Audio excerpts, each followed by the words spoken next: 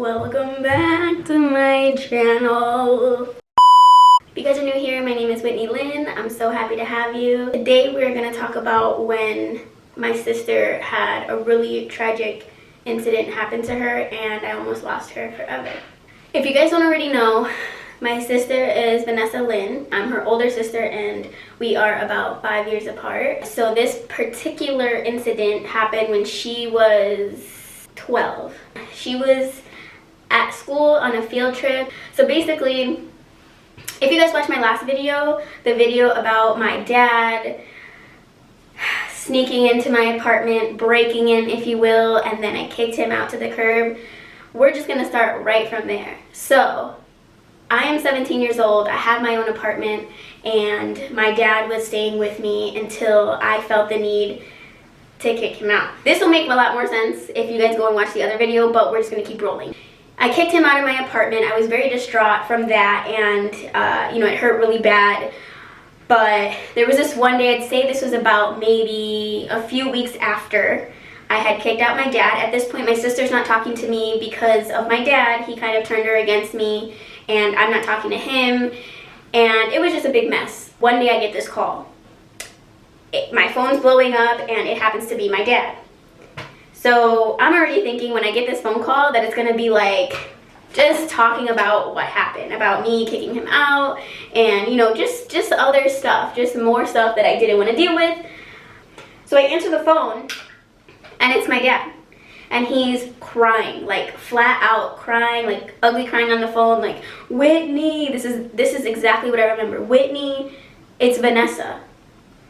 And when someone starts a conversation crying and saying somebody's name, you already know it's bad, like it's bad, right? So he didn't ask me if I was sitting down, he didn't say nothing at all, he just said, it's Vanessa. And I said, what's wrong with Vanessa? What is it? Spit it out, tell me.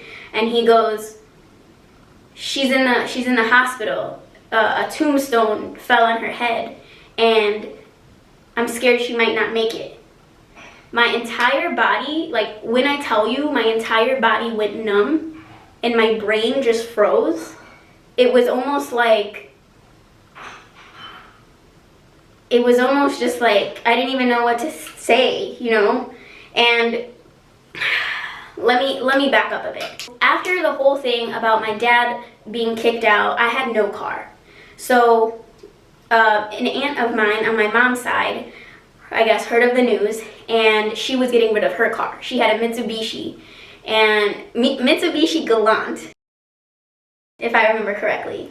It was like pearly white, so I named her Pearl. The only issue with this car, everything worked great on it. It was in good condition, it was perfect. The only thing wrong were the rotors. So, like I said, I was broke, I was 17, just trying to, live out here, and basically I had no money to fix these rotors, right? But it's not like I was going very far anyway, so I was like, you know what, it's cool, like, I'm just using it to get to work, like, at the same town, like, we're good, it's not a problem, I'll get to it when I get to it. It was a problem, because then I started realizing that as I'm driving down the street, and even when I parked the car, there was parts of the rotor falling off. Like literally falling off. So when I would reverse the car, there's pieces on the ground of rotor. Like, I didn't even know that was possible. And I did not realize like how big of an issue that was, or like what a rotor even was at that time. So, yeah. I had this car and it was the way I was getting around, but I already knew that it's literally falling apart. But I got this call and it was an emergency. So I asked my dad, I said, where is she? What's the hospital? I'm going down there right now. And, he's like, okay, I'm going to send it to you. Okay. And he's just like, trying to get a hold of himself. And he's like, okay. That's all we said. I hung up the phone. I started calling my mom immediately. And I was like, look, this is what's going down. Like, I don't know what to do. I don't know what do I do? What do I say? What? And she's like, okay, slow down. She's like, look, I know you want to be there, but you got to take care of yourself too. She's like, your car, like, it might not make it all the way out there. Like, what if it doesn't make it? What if, you drive all the way out there and then the rotor completely falls off? You know that your tire you're risking your tire falling off, right? Like, she's going nuts, like, she just freaked out for me, and me, I'm not worried about me. I'm more worried about my sister and what's going on, because I need to get there. Not that I would be able to do anything, but it's like, I need to be there. Like, not all the way here. Remember, she's in Michigan at this time. I'm in Chicago. And I'm just like freaking out. And I'm like, no, like whatever it takes, like I need to be there. So that's what ended up happening. My mom was like, look, if you feel you gotta go, just be very careful. Be careful. And I was like, all right, cool. And she goes, is James going with you? I was like, yes. So he starts driving. I'm on the phone with my dad. I was like, what's the address? What's the, you know, give me the details, because I'm literally on my way. He's like, already? I was like, yes. Did he know that I had a new car of my own at this point? Probably not. So he was probably really shocked. But anyways, so I'm driving. Now, was I careful? Yes. I would say I was careful. However, was I also going very, very fast? Absolutely. Because I just didn't know, like, when someone says that a tombstone fell on somebody's head, that pretty much sounds like a freaking, you know, emergency. Like, it doesn't sound like something where it's like, they might be okay, they might be cool, like, it's cool, like, I'll get there when I get there. Like, no. So then I literally just, we are gunning it. We are just like, you know, driving. I'm freaking out. I'm crying the entire time. I'm just like, what am I gonna do? Like, what am I gonna do if something happens to her that is irreversible? What the am I gonna do? So the whole time my nerves are just crazy. I think I was wearing pajamas. Like, I literally just threw shit in a bag and I left. And nothing else mattered at that point. Absolutely nothing. So we pull up to this hospital and I'm calling him, like, what's the room? Where do I go? What do I say? He's giving me all the information and I run upstairs. We say Vanessa Ortiz. I remember shaking, like absolutely shaking, and it was so hard for me to like contain myself because I didn't know what we were going into. I think she was in ICU. She was in really bad shape at this point, and basically I go in there and the doors are closed. It's like one of those rooms where, you know, like the doors are windows and it's all glass, and you know, you go like this to open it up. It was one of those. So I see people outside her room, and you know, like people from Michigan and stuff, like, I don't know, her mom's family and stuff like that. So I was like, okay, this is the room. Everybody was quiet. Everybody looked so sad, and I was petrified to go into that room, but like, I needed to do it. I think when I went in there, it was either my uncle or my dad that was like, look, she doesn't look the same. She doesn't look great. Just preparing me to go in there because they probably didn't know how I was going to react. Shit, I didn't even know how I was going to react, you know? So I was just like, okay, all right, yeah, you know, like, I don't even know if that made a difference, but I'm kind of glad they did that because, you know, you just never know how you're going to react. So I was like, okay, so I open the door and I see my sister. She's literally laying there. I believe one of her eyes are open, and she has like her whole head wrapped, like with white wrap all around, and she's in, you know, her hospital outfit and stuff, and she was just laying there, and immediately like tears just flowing. I'm trying to be, you know, strong for her because, I mean, that's what you gotta do, but like, it is so hard seeing a loved one, especially your sibling, your younger sibling at that, looking like that, you know, and like you feel so bad because you're like, I can't help her. I don't know what's wrong with her. At this point, I don't even know what really happened. Who am I supposed to point the finger at? What am I supposed to do? How do I help in this situation? You know, like so many questions, so many emotions, and all I want to do is just like hug her and tell her it's gonna be okay. She's sitting there and she's actually, from what I remember, she's talking. It's slurs, you know, but she's slowly trying to communicate and, you know, a little out of it.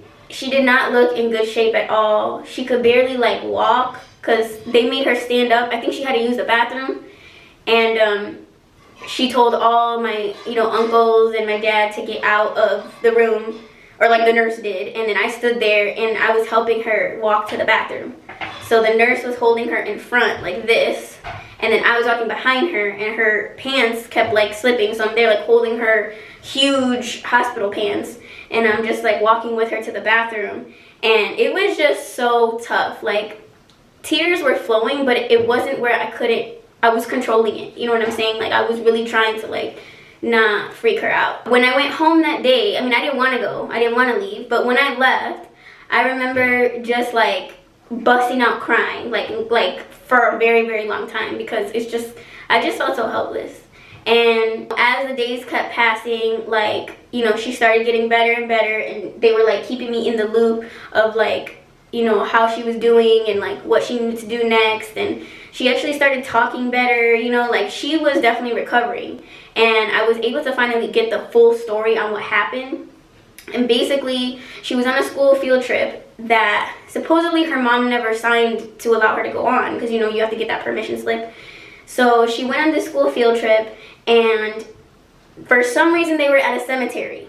I don't know, I never been to a field trip that was at a cemetery, never heard of that, but they were at a cemetery, and she was walking around or whatever and literally tripped and it fell on her.